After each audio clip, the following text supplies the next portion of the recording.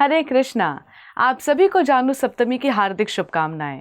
चलिए जानू सप्तमी की पौराणिक कथा का श्रवण करते हैं। एक राजा थे जिनका नाम था राजा सगर। राजा सगर 99 अश्वमेघ यज्ञ कर चुके थे। अश्वमेघ यज्ञ करना आसान नहीं है। एक घोड़े को पूरे विश्व में ले जाया जाता है और हर प्रांत के लोगों को ये मनाना होता है कि इस घोड़े का मालिक अब यहाँ का राजा है, और यदि वे नहीं मानते तो युद्ध करना होता है। ऐसा करके राजा सगर ने अश्वमेघ यज्ञ किए। जब 100वां यज्ञ करने वाले थे तब इंद्रदेव इनसिक्योर हो गए कि यदि महाराज सगर ने 100वां अश्वमेघ यज्ञ सफलतापूर्वक कर लिया तो ये इंद्र बन सकते हैं, मेरी पदवी इन्हें मिल सकती है। तो इंद्रदेव उस घोड़े को चुरा लेते हैं। तो सगर महाराज अपने 7000 पुत्रों को घोड़ा ढूंढने के लिए भेजते हैं। 7000 पुत्र पूरे विश्व में घोड़े को ढूंढते हुए कपिल मुनि के आश्रम पहुंचते हैं और देखते हैं कि वो घोड़ा वहां पर आराम से चल रहा है।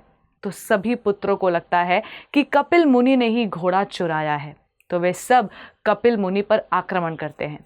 कपिल मुनि अपनी दृष्टि से सभी पुत्रों को भस्म कर देते हैं। तो फिर सगर महाराज अपने पोते को भेजते हैं घोड़ा ढूंढने के लिए, और वो पोता घोड़ा ढूंढकर ले आता है। और तब महाराज सगर 100वां अश्वमेघ यज्ञ पूरा करते हैं। कुछ समय बीतने के पश्चात सगर महाराज के ही वंशज भगीरथ महाराज सोचते हैं कि मेरे सारे 7000 पूर्वज की अंतिम क्रिया हुई ही नहीं, क्योंकि उन्हें कहां पर जलाया गया किसी को कुछ पता नहीं।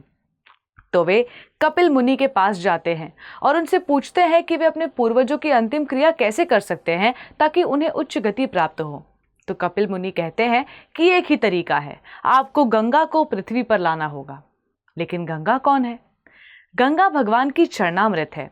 तो अब भगीरथ महाराज चाहते हैं कि गंगा स्वर्ग से धरती पर आए। तो वो कई सालों तक तपस्या करते हैं और श्री विष्णु भगवान प्रसन्न होते हैं और भगीरथ से कहते हैं कि ठीक है, गंगा धरती पर आ सकती है।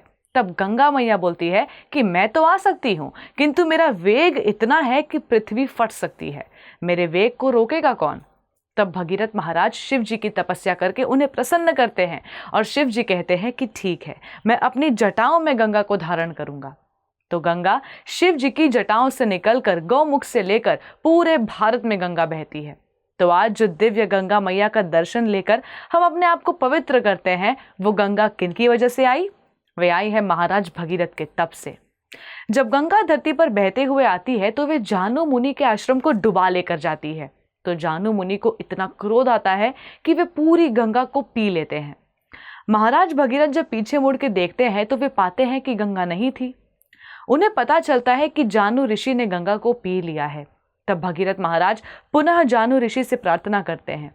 तब जानू ऋषि गंगा को अपने कानों से निकालते हैं। इसलिए जानू ऋषि के कानों से निकलते हुए गंगा देवी का एक नाम पड़ा जानवी, यानी जानू मुनि की पुत्री।